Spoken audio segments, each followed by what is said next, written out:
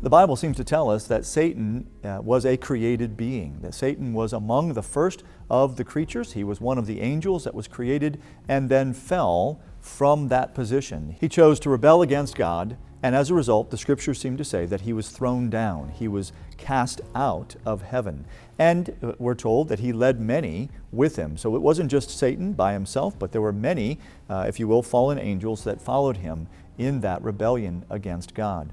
The question comes as a result of that, if it is true that Satan was an angel, created good to serve the Lord, and yet rejected that place of goodness, if you will, rejected that service of the Lord, and chose instead to rebel against God with many other of his fellow angels. If that is true, how in the world did Satan choose that? Sin and evil must have been in the world already for Satan to be able to choose evil or to choose sin rather than choosing to serve God.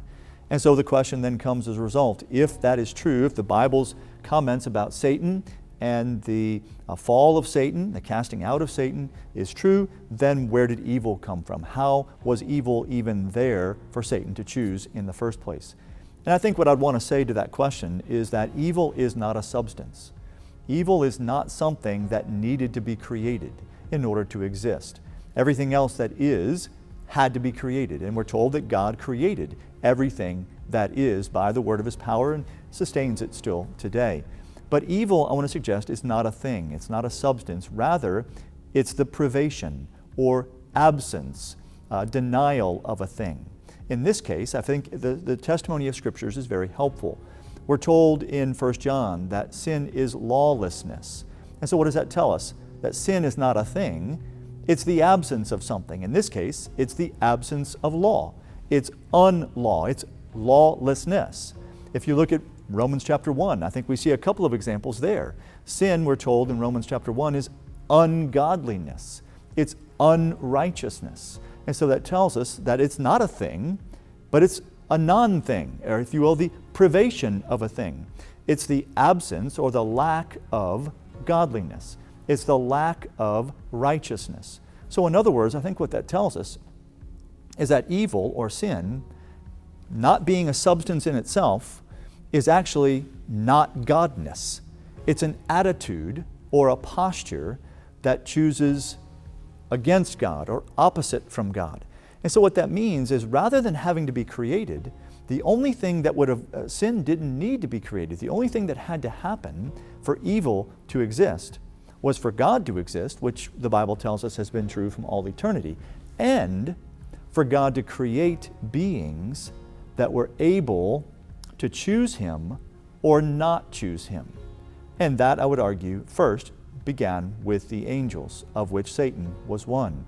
And so all that had to happen in order for evil to exist is for God to exist and for Him to create angels.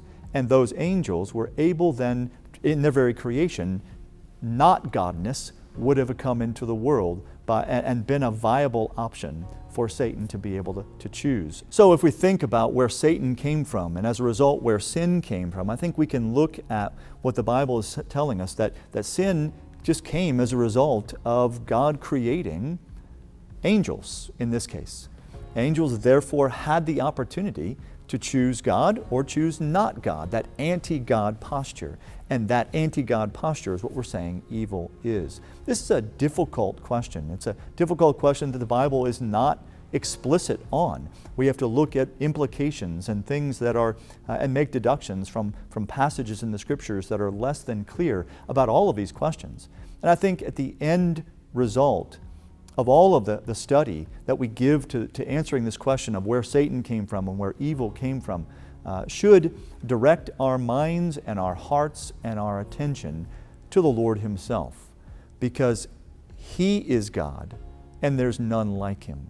And as Paul said in Romans, it ought to lead us to the place where we can say, "Oh, the depth of the wisdom and knowledge of God. His ways are beyond tracing out. Who has known the mind of God? Who has been His counselor? For from Him and through Him and to Him are all things."